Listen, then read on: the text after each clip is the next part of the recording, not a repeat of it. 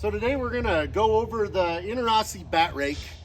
This is a very popular rake for us. This is what we sell in, kind of competes directly against the Kuhn Speed Rake. Vermeer's got a rake similar to this, H&S's Action Rake. This is Enorossi's version of that. What I wanted to go over with this was setting this rake up. We get a lot of calls on this from guys that buy rakes from us or even guys that buy them anywhere else, and they don't understand how the rake works. They don't understand how to set it to their tractor. They don't understand the hydraulics behind it. And so I was just gonna do a quick walk around setup on how this actually gets set up and goes. So just real quick, this is a 12-wheel bat rake, independent wheels. So each one of the rake wheels is independently set.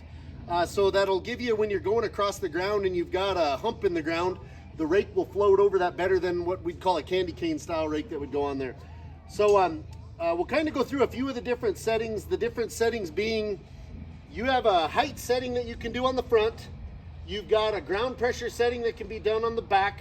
You've got a windrow width adjustment that can be done in the middle. And you got a front windrow width that can be adjusted up here, plus a hydraulic speed that can be adjusted on this. And all these have to kind of work together or else the rake doesn't do what you want it to do. So we're gonna start out right away with what's right up here in the front. And we'll kind of show you these little couplers. This is always a confusing thing for customers, is this big, long, quick coupler. And also that it only has one hose.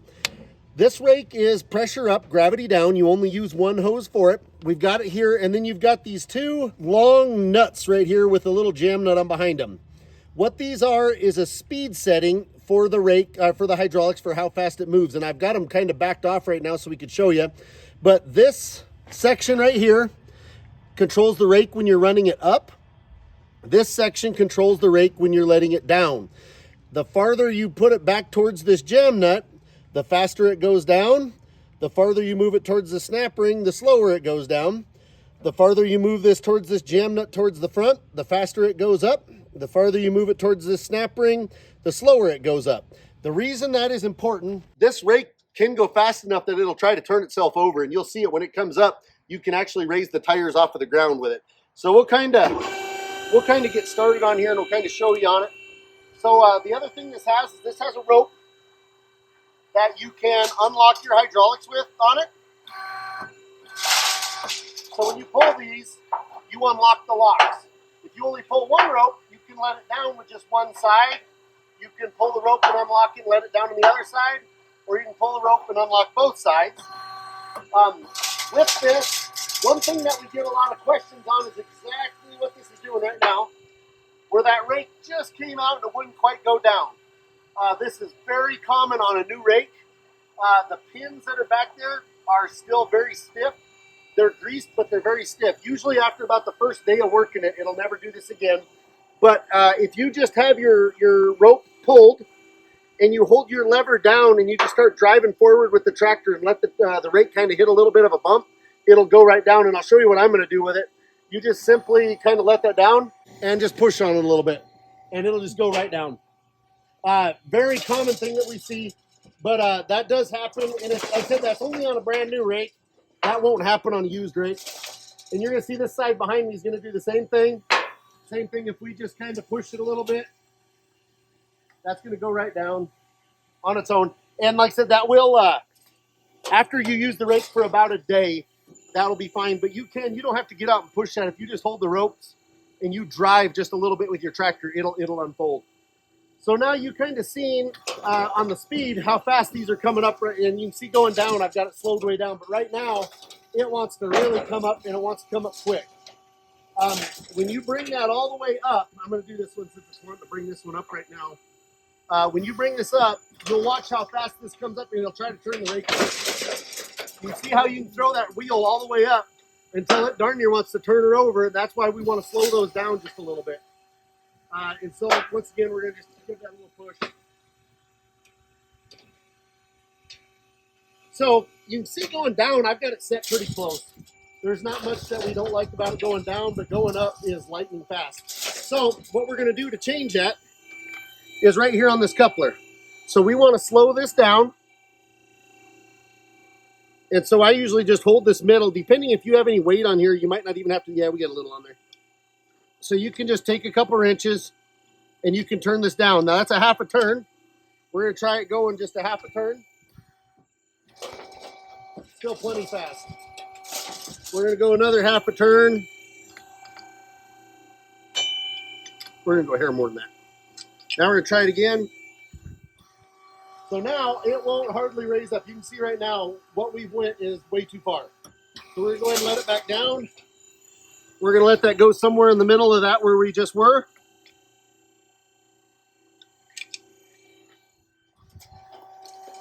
Now we're at kind of a speed that I don't mind.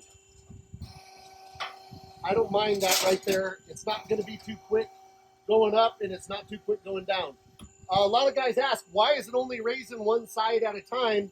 This hose is not on an equal split back here. It's just on a T. So whichever one's actually raising easier, it's going to raise up first. So it's going to raise the one up, then it's going to raise the other one. Guys will ask me, well, shouldn't it raise them both at the same time? The only way it can do that is if it has a mechanical valve back there that actually forces it to split the oil evenly between the cylinders. If not, it's just going to be whichever one's easier, and that's how you're going to set it. So once you get these set where you want them, you just put these little jam nuts down. Now, the reason that we will have this set whenever you buy a rake from us, but the reason that we can't have them all perfectly set is everybody's tractor is different. So we could have it on a, for instance, an old 4440, 640 John Deere that might have capabilities of 30 gallons a minute, and you might have your hydraulics opened up all the way. It might go rocket fast up and down, and the next guy might have it on a little 40 horsepower Kubota that's 8 gallons per minute, and this might be completely off.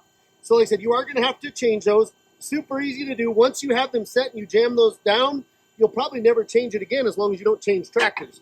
If you're on the same tractor, you're just going to unplug them, plug them back in. Another deal that we get quite a few questions about is that the actual quick coupler that's on there. It's a Pioneer quick coupler, but it is British standard parallel thread. So if you do need a new coupler for the end of the hose, a regular pipe JIC couplers, or I'm sorry, O-ring Boss coupler is not going to fit on there. It is a British standard coupler. So once we kind of got the hydraulics figured out what we want, we're going to look at this beam, and particularly you're going to look right here. Now you would have to be hooked to a tractor, but we're looking for this beam to be level right here. And if it's not, where you change that adjustment is right here. You're going to adjust this hitch up or down depending on what makes that beam go level when it's hooked to your tractor. So if you need to raise it up a little bit to bring this down, or you need to lower it to bring it up, whatever you need to do to set it level. That adjustment is what makes the front wheels hit the ground the same time as the rear wheels. If you don't have that adjustment right, the front might be off the ground 2 inches and the back might be digging in 2 inches, and you got to get that adjusted because there's nothing else that will level these beams other than just that hitch up on the front. So that'll be your next adjustment that you're going to do to try to get her set up. So then the next thing that we're going to look at is we're going to look at your actual windrow width. So we have this rake set right now, what would be very close for a 16-foot swather to pull 2 windrows together towards the center. And where we're kind of coming up with that number, if you cut with your swather down the field at 16 foot, the center of your windrow to the center of your other row is 16 foot. So if you laid it out a little bit and you say you got 3 foot of hay on each side of that, we need to be roughly 32 foot wide, outside to outside, to be able to pull all that in towards the center. So like right now, I believe we got this set at like 33 foot out at the front, and then the back is going to be set probably at about, I think we probably got it right around 5 or 6 foot to go into a big baler. If you have a little square baler and you don't want that big of a throat and you need to narrow that up, there's a couple things you can do to adjust this now. You can turn these turnbuckles, and when you turn this turnbuckle and make it longer, it's going to kick this arm out farther, and it's going to bring the back in narrower. So every time you change that adjustment, you change both on both sides. Then the kicker will come in like, oh, well, I need it to be way wider no matter what I got.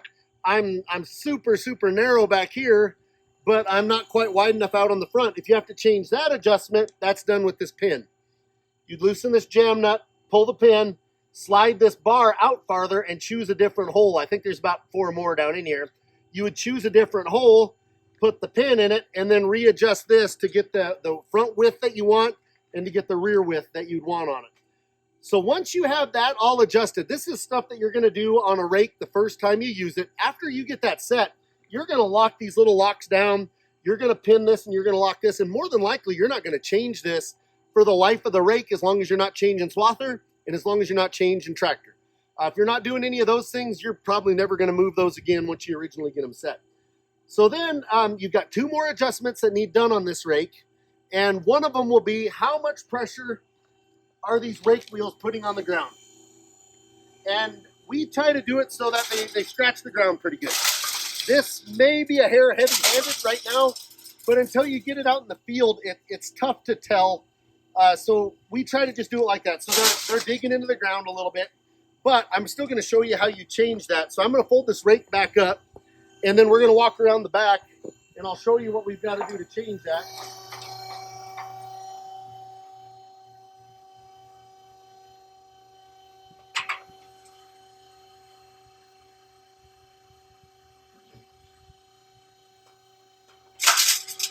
So with it all the way folded up is the only way you can make this adjustment back here.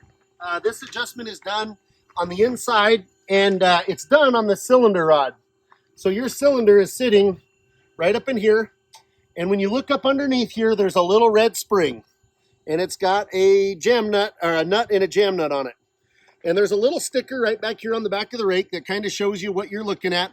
But basically, when you thread this nut down the rod, you're putting the spring closer to the top of the cylinder so that the cylinder puts the pressure on the spring sooner. So as you move it down, it raises the rake up off the ground. As you move it out, it lets the rake go down farther before this hits the cylinder and takes the pressure off of it. So if you feel that it's digging in the ground, making the hay dirty, bending the teeth, bending the wheels, you got just way too much pressure, you need to screw these in towards the cylinder. And I would just go at a turn and try it. Let it down on the ground, try it. And then if you don't like it, let it down or bring it up again, go another turn until you find where it fits on your tractor the best. Once you have that adjustment made, that will have you set. And usually you can set one side and take a tape measure and just measure this threaded part of your rod here. And if you make this the other side exactly the same, you're usually really, really, really close. So once that's done, the only other adjustment that this rake has is going to be on all these individual wheels. And I'm going to let it down so we can show this on one side. And then I'll show you what can be done with that and whether a guy wants to or whether a guy doesn't. We'll let this side down real quick.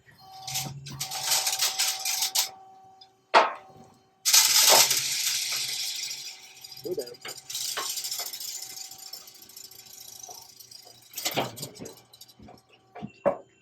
So what we're looking at is this little T-handle right here on the top.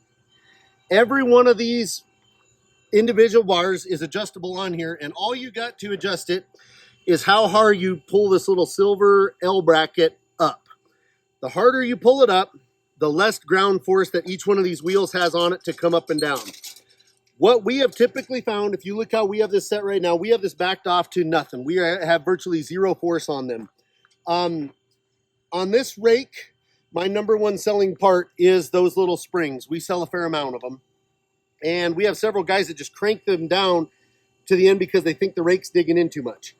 And really, that adjustment that they're trying to solve here should have been done under the back and lift the rake up off the ground a little bit. But they're trying to do it here. And so they're just cranking these down to try to get them so they're not quite as tight to the ground. When in all actuality, what this should be for is once you get your ground pressure set back there, you should set this to, if you're still digging in a little bit, or if you're running it into some hilly country and the rakes aren't floating good enough, you could put some more tension on it. And if you have a lot of tension on it and you're skipping hay, you got too much tension, you'd let them back off. But like I said, if you buy a rake from me, we would take almost all these, they're going to be completely backed off to almost nothing if you're getting one from us, because all of our ground is really flat.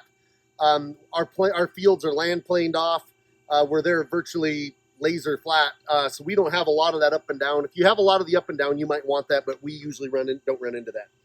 But long story short, to set this when you're talking on the ground pressure, the biggest thing you don't want to have is these teeth down here at the bottom just bending crazy every single time that you go to do something. You don't want them teeth bent over. You don't want this outer ring to be flexing real heavily. The teeth should be down, touching the hay, touching the dirt just a little bit, but they shouldn't be flexing. If they are, that's too much. And you could back the ground pressure off and pull it down the field. And if you're picking up the hay good and you're not leaving hay in the field and it's off the ground a little bit, I would leave it alone. I wouldn't do anything with it. The less pressure you got on the ground, the better off the rake's going to work for you.